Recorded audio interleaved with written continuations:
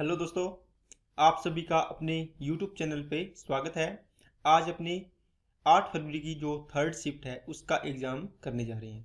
तो आपकी ये प्रैक्टिस चल रही है, तो प्रैक्टिस करते जाइए, प्रैक्टिस करते जाइए और प्रैक्टिस करते जाइए। आपका एग्ज़ाम ऑटोमेटिक निकल जाएगा, आपको पता भी नहीं चलेगा। अगर आपने प्रैक्टिस नहीं की तो प्रैक्टिस के बिना तो कुछ भी नहीं होगा, आप टॉपिक वाइज जितने मर्जी लगाते जाइए। तो चलिए अपने आज पेपर को स्टार्ट करते हैं। तो पेपर को अच्छे से करना, उसके बाद आपको पता चलेगा कि आप पेपर में क्या कुछ नया सीख रहे हो आज। ठीक है, तो हर पेपर में एक आधी नई चीज़, आप बहुत ज़रूरी चीज़ आप सीखते जाते हो।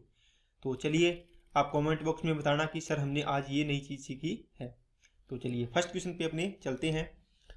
चलिए फर्स्ट क्वेश्चन पढ़िए। एक त्रिभुज की भुजाएं 5 सेंटीमीटर, 12 सेंटीमीटर और 13 सेंटीमीटर है। त्रिभुज की भुजाओं के मध्य बिंदुओं को मिलाने से बने त्रिभुज का क्षेत्रफल कितना होगा। तो देखो दोस्तों, जब भी ये हो मध्य बिंदुओं को मिलाने से कौन सा त्रिभुज है, समकोण त्रिभुज बनेगा ना। 5, 12, 13 का ट्रिपलेट बन रहा है। ठीक है, तो इनको आधा आधा कर दिया करो। कितना आएगा, 5/2 आएगा, है ना। ये कितना आएगा, 6। तो आपका 1/2 इंटू 1, 5/2 इंटू क्या आ जाएगा, 6। इसको काट दो, कितना आ गया, 3, 3 5 15, 15 आ गया 2। अब ये कैसे आया, 7.5 सेंटीमीटर स्क्वेयर इसका क्षेत्रफल। देखो ये क्या है, समकोण त्रिभुज है दोस्तों। जब इसके मिड पॉइंट को, इसके मिड पॉइंट को और इसके मिड पॉइंट को मिलाओगे तो ये एक त्रिभुज बन गया। ठीक है, इसमें देखो ये है, तो ये मिड पॉइंट थ्योरम होती है क्या, कि जब भी अपने मिड पॉइंट को मिलाते हैं तो ये तीसरे वाली भुजा, देखो दो भुजाओं का, एक भुजा ये, एक भुजा ये, इनका जो मिड पॉइंट मिलाने से ये रेखा बनती है, ये भुजा, ये इस तीसरी भुजा के समांतर और आधी होती है मिड पॉइंट वाली। अगर ये मान लो 20 है तो ये कितनी हो जाएगी, 10। इसी प्रकार इसकी ये है, जैसे ये आपने 12 मान ली, ये आपने 5 मान ली, ये आपने कितनी मान ली, 13, इस क्वेश्चन के अकॉर्डिंग। तो ये कितनी हो जाएगी दोस्तों, 6। इसके समांतर क्या है, ये है, देखो ये वाली भुजा पूरी, ये 12 है ना, इसकी आधी 6 हो जाएगी। अब ये भुजा है इस वाली, ये कितनी है, 5 है। तो ये कितनी हो जाएगी इसकी समांतर, देखो इसके समानांतर है ये हो जाएगी 5/2 या 2.5 लिख लो। इसी प्रकार यहाँ पे एक मिड पॉइंट ये और मिलेगी, तो ये किसके समांतर होगी, ये तीसरी भुजा इसके समांतर होगी। ये 13 है तो ये 13/2। तो ये आधार और ये लंब मान सकते हो इसको, ये बन जाएगा। इसको आप इसका निकाल सकते हो, ये देखो 1/2 गुना आधार गुना ऊंचाई, जो भी मान लें आप, इसका आंसर आ जाएगा। चलिए नेक्स्ट पे, एक 100 मीटर की दौड़ में ए बी को 20 मीटर से हराता है। देखो टोटल दौड़ कितनी है, 100 मीटर। इसका मतलब ए ने हराया है बी को, तो ए तो पूरा गया होगा। देखो यहां से यहां तक अगर 100 मीटर है, इसका मतलब हो गया यहां पर ए पहुंचा होगा, पूरी दौड़ की होगी इसने, इस पॉइंट पे इसने तो 100 तय की होगी ए ने। तो बी ने कितनी, 20 मीटर से हराया, इसका मतलब ये 20 मीटर पीछे है, यहां से लेके यहां तक ही पहुंचे ये। इसका मतलब इसने 80 तय की है। अब कहता है कि बी सी को 10 मीटर से हराता है, इसका मतलब बी ने भी 100 मीटर दौड़ पूरी की होगी, तो सी ने कितनी की होगी, 90 मीटर, है ना। 10 मीटर से हराता है तो यहाँ सी ले लो, यहाँ से इसका रेशियो बढ़ा लो, बस इसको काट लिया। अब इसका देखो 10, ये 10 से इस प्रकार करते हो ना उल्टा एन बना के, तो ये आ जाएगा 100, ये कितना आ जाएगा 80, और ये कितना आ जाएगा 8 9 72, 72। देखो ए ने दौड़ की है 100 मीटर, तो इसने इसको 20 मीटर से हरा दिया।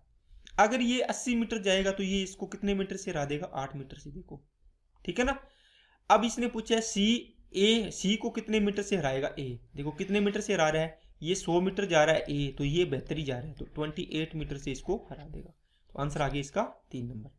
चलिए नेक्स्ट पे, एक बल्लेबाज 5 पारियों में 50, 56, 52, 38, 78 रन बनाए, उसे 60 रन का औसत प्राप्त करने के लिए 6th पारी में कितने रन बनाने चाहिए। दोस्तों सबसे पहला तरीका होता है सभी को जोड़ लो, 50, 56, 42, 38 और 78 को जोड़ो, प्लस छठी पारी का मान लो x।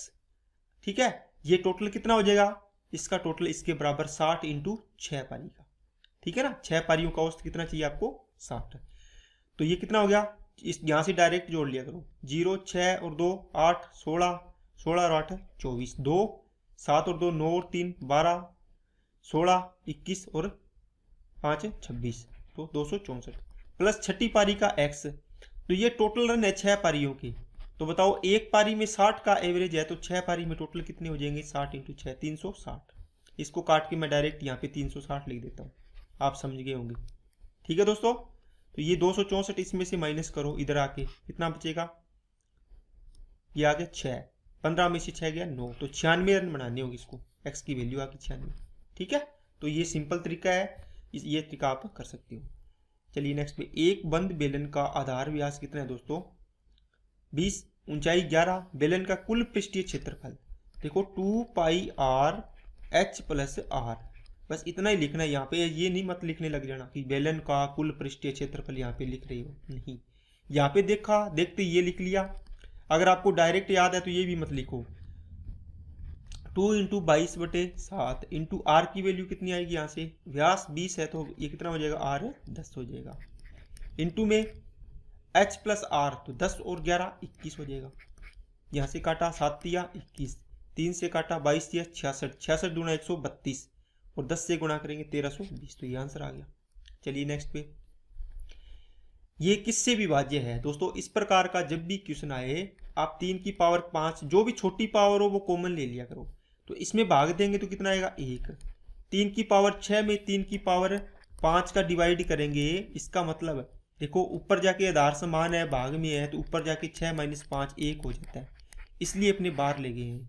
ठीक है, इस प्रकार हल करते हैं इसको, यहाँ बचेगा 3 की पावर 1, फिर 3 की पावर 2 बचेगा यहाँ पे तो कितना आ जाएगा 9, 3 की पावर 3 बचेगा तो 27 आ जाएगा, तो जोड़ो 3 की पावर ये 5 है, 27 9 36, 27 और 9 36, 36 और 3 40, 39 और 1 40, देखो किससे विभाज्य होगा, देखो 10 से होगा ना, देखो इसमें आ गया तो इसको 4 इंटू 10 लिख सकते हैं, तो देखो 10 है इसमें तो इससे विभाजित हो जाएगा 10 से, बात समझ आ गई ना, तो ये क्वेश्चन आ गया आंसर। प्रेम एक कार्य को 112 दिन में और बेन एक कार्य को 90 दिन में कर सकता है। प्रेम ने अकेले काम स्टार्ट किया, कितने दिनों के बाद बेन के साथ उसको जुड़ना चाहिए ताकि कुल कार्य 56 दिनों में हो जाए। दोस्तों ये क्वेश्चन बहुत बार आ गया है। ठीक है, यहाँ से इसका एलसीएम लेना है तो देखो पहले तो दोनों में से 2 का डिवाइड करेंगे तो 56 आ जाएगा, मतलब यहाँ पे 2 आ गया, दोनों में कॉमन है ना, इसका 56 आ गया, इसका 45 आ गया। अब दोनों में देखो कुछ कॉमन आ रहा है क्या, कुछ कॉमन नहीं आ रहा, तो आप क्या करो इनको 56 इंटू 45 कर लो यहाँ से। ठीक है, इसका मतलब इनकी एफिशिएंसी कितनी आ जाएगी, इसकी 45 आ जाएगी, इसकी 56 आ जाएगी, समझ में आ गई ना बात है, इसकी 45 आ गई और इसकी 56 आ जाएगी। ठीक है, एक दूसरे की रिवर्स आ जाएगी, ये प्रेम का था ये बेन का है। ठीक है, ये तो डे वाला था, ये इसका एफिशिएंसी आ गई इसकी उल्टी, बात समझ आ गई ना। अब देखो प्रेम ने अकेले काम स्टार्ट किया, ठीक है, यहाँ से प्रेम है, ठीक है, यहाँ से स्टार्ट किया, कितने दिनों के बाद इसके प्रेम के साथ बेन को शामिल जुड़ना चाहिए ताकि कार्य 56 दिन में हो जाए।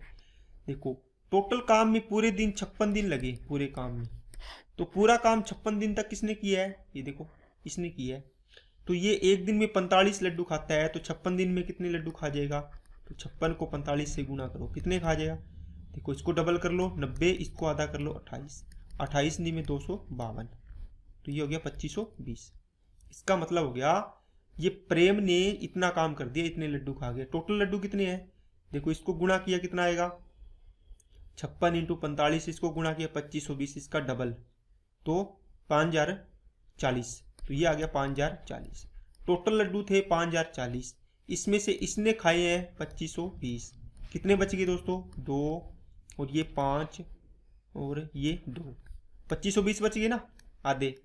अब ये लड्डू किसको खाने हैं, इसको खाने हैं, तो ये इन दोनों में खाएगा, कितने दिन लगाएगा, तो ये 56 की दर से खाएगा, देखो कितने दिन लगेंगे, इसको काट दो, इसको 4 से कट रहा है क्या, 4 से काटोगी 14 और 4 6 24, 4 3 12, ये आ गया, 7 दूनी 14 और 7 नीम 63, इसको 45 दिन लगे हैं यहाँ पर, ये 45, टोटल 56 दिन थे टोटल काम में, ये 45 दिन तक ये काम किया इसका मतलब ये 11 दिन बाद आया यहाँ से, टोटल 11 और 45 जोड़ेंगे तो पूरा 56 बन जाएगा, ये इसका आंसर आ गया। चलिए नेक्स्ट पे, जब पहली संख्या का 20%, देखो जब भी इस प्रकार का सवाल हो आप इसको नॉर्मल से भी कर सकते हो, ए संख्या मान ली और एक बी मान ली, पहली संख्या का 20%, ये 20% लिख लिया, दूसरी संख्या में जोड़ा जाता है, देखो दूसरी संख्या में जोड़ दिया, पहली संख्या का 20% दूसरी संख्या में जोड़ दिया बी में, तो दूसरी संख्या 150% हो जाती है, 50% बढ़ जाती है, इसका मतलब 150% होगी। ठीक है, अब ये इधर जाके माइनस करोगे और इनको ए और बी की वैल्यू आ जाएगी आपके पास, इसका रेशियो बन जाएगा, सॉल्व कर लोगे ना। तो यहां से कितना आएगा दोस्तों, ये आ गया 1.5, इसको डिवाइड करोगे तो b इधर जाएगा, इसको आप इसको ऐसे लिख सकते हो ना, देखो ये चीजें आप डायरेक्ट लिख देना 1.5, क्योंकि 150% है, इसका मतलब जीरो लगाएंगे, एक जीरो कट गए, ये पॉइंट लगाएंगे तो 1.5 हो जाएगा। ये b इधर आएगा तो माइनस हो जाएगा, तो 1.5b में से b जाएगा तो 0.5b बचेगा। यहाँ कितना है देखो, इसका मतलब हो गया 0.2a, है ना। ये पॉइंट नीचे 10 आएगा, ये कट जाएगा यहाँ से, तो 2a इक्वल टू हो गया 5b, तो a रे बटे b आ गया 5:2, ये आंसर आ गया। ठीक है, बात समझ में आ गई क्या। तो इस प्रकार आपको ये क्वेश्चन करना है, बाकी इसमें इतना टाइम नहीं लगेगा, ये तो मैंने एक एक चीज़ आपको समझाने के लिए इसमें लिखी है, बाकी अगर आप खुद करोगे तो इसमें स्पीड से करते जाओगे। चलिए नेक्स्ट पे, आलू की प्रति किलोग्राम दर 18 से 25 हो गई। देखो ये तो था रेट, 18 रुपये प्रति किलोग्राम से प्राइस था, ये 25 रुपये प्रति किलोग्राम हो गया। तो इसकी खपत में कितनी कमी करनी चाहिए ताकि कुल खर्चे न बढ़े। तो आपको पता है ये अनुपात उल्टा कर दिया करो बस, ये 18 हो जाएगा। तो 25 से 18 करना है खपत, ये क्वांटिटी का रेशियो है। 7 की कमी करेंगे 25 पर, गुना में 100% में से कितना करेंगे, 25 चौके से 4 7 28, तो आंसर आ गया 28%। चतुर्थ अनुपाती पूछा है तो बीच वालों का गुणा 16 इंटू 20 बटे कितना आ गया 10, 0 से 0 गया, 16 दूना 32, आंसर आ गया। चलिए नेक्स्ट पे, यदि एक पुस्तक का अंकित मूल्य 500 है, 400 में बेचा, छूट प्रतिशत कितने की छूट है, 100 की, कितने पर, 500 पर, 0 से 0 कट गया, 1/5 का मतलब, अच्छा सीधा ही पूछा है, अरे क्या बात है, ऐसा सवाल भी पूछ लिया देखो, है ना। अगर इसको परसेंटेज में पूछता तो कितना आता, 20% की कमी छूट दी है इसको। देखो दो सवाल हो गए एक के साथ, एक संख्या के मान में 5% की वृद्धि और एक संख्या के मान में 15% की कमी होने के बीच का अंतर 9 है। देखो 5% की वृद्धि की तो +5 हो गया, 15% की कमी की तो -15 हो गया। इन दोनों का डिफरेंस निकालेंगे तो कितना आएगा 20%, और ये डिफरेंस दे रखा है आपको 9, आपको 100% पूछा है मूल संख्या, तो 9/20 इंटू में 100, तो इसको काटोगे तो कितना आ गया दोस्तों 45, तो ये आंसर आ गया इसका। अब कुछ बच्चे इसमें कंफ्यूज हो गए, मान लो कोई संख्या 100 है, 5 की वृद्धि हुई कितनी की हो जाएगी 105, 15 की कमी हुई कितने की हो जाएगी 85, इनका डिफरेंस देखो कितना आएगा, तो आप बोलोगे सर 20%, 20 आएगा जो भी, 20 की वैल्यू 9, आपकी संख्या कितनी है 100, तो 100 की वैल्यू निकालो, 9/20 इंटू में कितना आ जाएगा 100, ये 5 5 नहीं 45, दोनों तरीके आपको बता दिए। देखो 0.0 ये कैप सिंप्लीफिकेशन का क्वेश्चन दिया है, अगर आपका थोड़ा सा भी दिमाग चलता है तो आप इसको झट से आंसर कर दोगे इसका। कैसे दोस्तों, देखो यहाँ पे देखो 1 2 3 4 अंक के बाद पॉइंट है, देखो पॉइंट के बाद कितने अंक है 4, ये स्क्वायर है, यहाँ भी 4 ये स्क्वायर है, यहाँ भी 4 ये 5 वाला है। तो देखो बाकी सारी चीजें सेम है, तो यहाँ से देखो कॉमन लेंगे अपने, तो कितनी आएगी 10 की पावर माइनस कितनी आएगी 4, क्योंकि अगर 0.0002 है, इसका पॉइंट हटाएंगे तो नीचे क्या आएगा, देखो ये आएगा ना 4 अंक है, तो 2/10 की पावर 4 आएगी, ऊपर लेके जाएंगे तो 10 की पावर -4, इस पे स्क्वायर है तो 2 की स्क्वायर कर दो, और 10 की पावर -4 है तो ये -8 हो जाएगी। अब इसमें से मैं ये कॉमन ले लूँगा, क्योंकि इसमें भी यही आएगा, इसमें भी यही आएगा, तो 10 की पावर -8 कॉमन ले लिया, यहाँ पर 2 की पावर 2, 33 की पावर 2, 444 की पावर 2, ठीक है। यहाँ पे क्या आएगा, देखो 1 2 3 4 5 है, तो 10 की पावर 5 होगा माइनस, और ऊपर पावर 2 है तो 10 की पावर 10 हो जाएगा माइनस का, अंदर यही चीज आएगी सेम की सेम बचेगी, ये कट जाएगा, ये ऊपर जाएगा तो 10 की पावर 2 बचेगा, 10 की पावर 2 का मतलब 100 हो गया। बात समझ आई क्या, ठीक है। चलिए नेक्स्ट पे, एक स्कूल में 10वीं कक्षा के 4 सेक्शन है, प्रत्येक सेक्शन में 30 स्टूडेंट है, 4 सेक्शन का गणित में औसत इतना है, ठीक है। उस स्कूल के देखो दोस्तों सभी को जोड़ना है और डिवाइड करना है, एक सेक्शन में, पहले सेक्शन में ये, दूसरे में ये, तीसरे में ये, चौथे में ये, 8 8 और 6 14, 14 और 1 15, 15 और 5 20, डेसिमल लग गया 2, 4 और 2 6, 6 और 9 15, 15 और 2 17, 17 और 9 कितने हो गए 26, 26 का 6, 2 2 और 9 11, 11 और 9 20, 29 और 8 29 और 8 कितने हो गए 37, 376 बटे में कितना 4, 4 निम 36, 4 चौके 16, तो 94 इसका आंसर आ गया। चलिए नेक्स्ट पे, एक वस्तु कर्मिक छूट की दो योजनाओं 25% और 30%, तो 25% और 30% की छूट दे रहा है एक में तो, और एक योजना ये दिखा रहा है कि 25% और 20% की छूट दे रहा है। अब जो भी इसमें जो भी आएगा और इसमें जो भी आएगा उनका अंतर आपको दे रखा है कितना, 75 रुपये। यहां से निकालो 30 और 20 50, 55 माइनस 25 इंटू 30, 30 बटे में कितना आता है 100। ये मैंने फॉर्मूला लगाया है a+b/100, ठीक है। इसी प्रकार इसको जोड़ो, कितना आएगा a+b, ये आ गया 45, माइनस ये कितना आएगा दोस्तों 25 इंटू 20 बटे आ गया 100। यहां से काटो 5 और 5 से काटा 5, ठीक है। तो देखो यहां से कितना आएगा 55 माइनस ये आ गया 0 से 0, 25 दिया 75, 7.5%। अब इसका और इसका डिफरेंस निकालना है, 45 माइनस ये आ गया दोस्तों 5 ये आ गया 5 आ गया, कितना आएगा 45 माइनस 5 कितना बच गया 40, 40 इसमें से माइनस कर दो, 40 माइनस करो कितना आएगा 15, 15 में से 7.5 फिर ये माइनस होगा। अगर आपको ये चीज़ समझ में नहीं आई है, इसी प्रकार आपको पेपर में करना पड़ेगा दोस्तों। अगर इस प्रकार लेके बैठ गए तो आपको समझ में टाइम ज़्यादा लग जाएगा। यहाँ देखो 55 में से ये 45 और माइनस 40 ये किया, कितना बचेगा माइनस का 40, ये 40 माइनस होगा तो 15 बचेगा, 15 में से ये 7.5 गया तो कितना बचेगा 7.5%। 7.5% की वैल्यू 75 है तो 100% की वैल्यू आपको निकालनी है, कितना आएगा, ये पॉइंट हटा दिए, ऊपर 0 आ गया, गुना में 100 तो आना ही है, ये 75 से कट गया 10 बार, ये आ गया 1000, ये आंसर आ गया आपका। चलिए नेक्स्ट पे, आर पहले घंटे, दूसरे घंटे और इसी प्रकार 10 घंटे तक 10 किलोमीटर 9 किलोमीटर प्रति घंटा डैश डैश करके 1 किलोमीटर प्रति घंटा की चाल से चलता है, उसकी एवरेज स्पीड ज्ञात कीजिए। देखो दोस्तों एवरेज स्पीड होता है total distance upon total time. अब देखो टोटल टाइम तो आपको दे दिया इसने, कितने घंटे हैं 10 घंटे, बताओ कुछ करना पड़ेगा क्या, देखो 10 घंटे तक। अब देखो ये पहले घंटे में 10 किलोमीटर चलता है, दूसरे घंटे में 9 किलोमीटर चलता है, क्या आपको यहाँ पे दूरी निकालनी पड़ेगी, आपको पता है 1 घंटे में इसने दे रखा है देखो 10 किलोमीटर प्रति घंटा, और यहाँ भी 1 घंटे के हिसाब से दे रखा है, दूसरे घंटे में 1 घंटा, तीसरा घंटा भी 1 घंटा, चौथा घंटा भी 1 घंटा, पहले घंटे में 10, दूसरे में 9, फिर 8, फिर 7, फिर डैश डैश करके कहाँ तक है, फिर 2 + 1 तक ये दूरी चली इसने।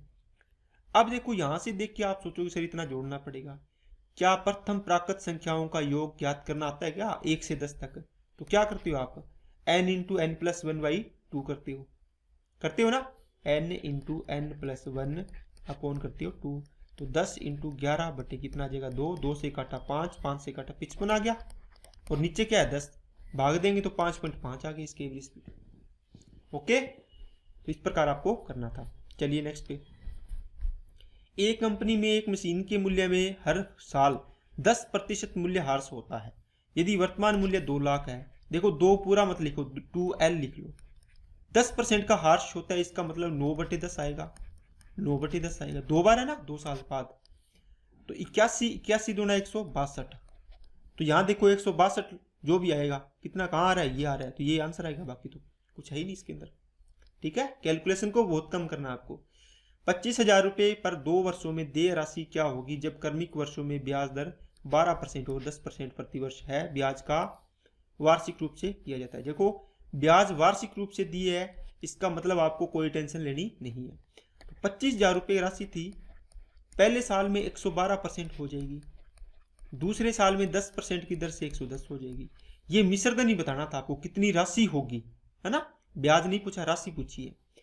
तो यहां से देखो 3 0 ये कटेगी, 3 2 0 और 1 ये किससे कटेगी, यहां बचा 25 × 112 × 11, इसको देखो 4 गुना कर दो तो कितना हो जाएगा 100, इसको 4 से भाग दे दो, इसको गुना किए तो इसको भाग दे दो, ये कितना आएगा 28 और ये कितना है 11, ठीक है। 11 से गुना करो 8, 8 और 2 10 और 1 2 1 3, 308 के समथिंग आएगा, ये आंसर आ गया इसका। आगे तो 0 0 आनी है ना पीछे तो इसके, ठीक है। चलिए अजय एक काम को 20 दिन में और विजय उसी काम को 22 दिन में कर सकता है, इन दोनों का टोटल वर्क कितना आएगा दोस्तों 20 और 22, तो 2 आएगा, 10 और 11 का 110 है तो 220 हो गया, 20 से काटोगे 11 आ गया, इसको काटोगे तो 10 आ गया, ये इसकी एफिशिएंसी आ गई है। अब कहता है यदि वे एकांतर दिनों में कार्य करते हैं और विजय द्वारा कार्य आरंभ किया जाता है। यहाँ लिख लिया करो दोस्तों, विजय कर रहा है, उसके बाद दूसरे दिन कौन आएगा, अजय आएगा, है ना। पहले ये स्टार्ट कर रहा है, उसके बाद ये आ रहा है। तो 2 दिन में बताओ कितना काम हो जाएगा। आप बोलोगे सर 2 दिन में 11 और 10 21 हो जाएगा। पहले दिन कौन करेगा, विजय 10 करेगा, फिर ये 11 करेगा, फिर तीसरे दिन वापिस विजय आ जाएगा। अब देखो 21 को कितने से गुणा करेंगे, इसके नजदीक चला जाए तो इसमें भाग दे लिया करो। कितनी बार जा रहा है, 21 एकम 21, 1 बचेगा 10, फिर 0, है ना। इसका मतलब ये 10 बार तो जाएगा, तो 10 से गुणा करो इसको, कितना हो गया 210 काम हो गया। दिन कितने हो गए 20। ओके, अब 10 काम बच गया, कौन आएगा अब, पूरे अगर पूरा साइकिल हो गया तो देखो जो शुरुआत करता है वही आता है। ये 10 काम करना है, ये 10 करता है एक दिन में, करना ही कितना है 10 से 220 हो जाएगा, तो ये एक दिन और ले लेगा, तो 21 डेज इसका आंसर आ जाएगा। आगे ना बात समझिए। चलिए नेक्स्ट पे, एक घड़ी को 25% की हानि पर 15,000 में बेची तो 15,000 बटे 75% की वैल्यू होगी, 100% की वैल्यू आपको निकालनी थी। 75 2 20,000 का आएगा, ठीक है, ये आंसर आ गया। लास्ट क्वेश्चन देखो दोस्तों, एक खराब मशीन 900 ग्राम वजन को 1000 ग्राम दर्शाती है।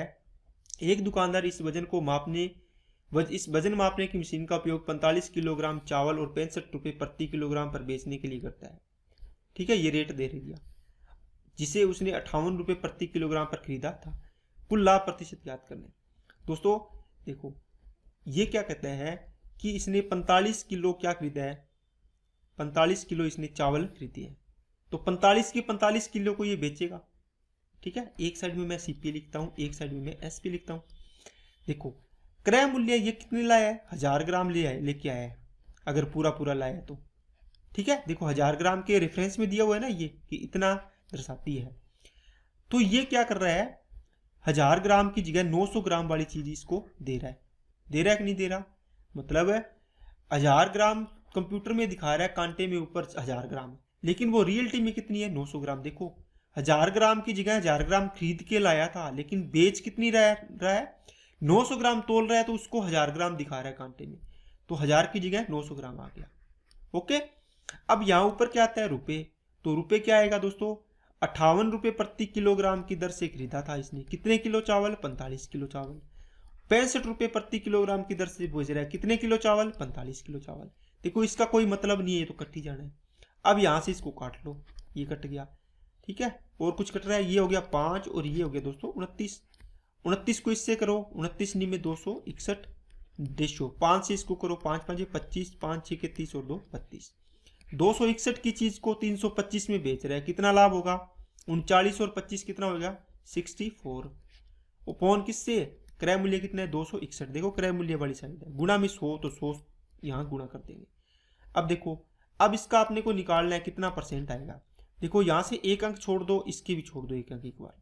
26 का पढ़ा आता है, 26 दूना 52, कितने बच के 12, 120 पर देखो 26 3 78, 26 चौका 104, 26 5 130, ज्यादा चल गया ना, 26 चौके 104, 4 तक जाएगा। देखो कहाँ ऑप्शन है, 24 पॉइंट समथिंग आएगा, ये आंसर हो गया, आगे करना ही नहीं पड़ेगा। ओके दोस्तों, तो ये आज आपका एग्जाम कंप्लीट होता है। ठीक है, तो आज आपने इसमें कुछ चीज़ें अच्छी सीखी होगी जो आपको पेपर में अवश्य काम आएगी, क्योंकि हर एक चीज़ अपने पेपर लगाते हैं तो उसमें एक ऐसी चीज़ सीखते हैं जो आपको नहीं पता होती। तो इसी प्रकार की चीज़ों को नोट करते जाइए, अपने एग्जाम को अच्छे से प्रैक्टिस करते जाइए। और ये ध्यान रखना है आपको क्या, कि आपको कम से कम अगर 20 क्वेश्चन आ रहे हैं ना, तो आपके 6 से 8 क्वेश्चन ऐसे होने चाहिए जो आपको बिना पेन हो जाए। बाकी क्वेश्चन आपके पेन भी चलाना पड़ेगा। अगर आप ये रहोगे ना कि सारे कहते हैं कि बिना पेन होंगे, सारे सवाल बिना पेन होंगे, आपका सिलेक्शन नहीं हो पाएगा।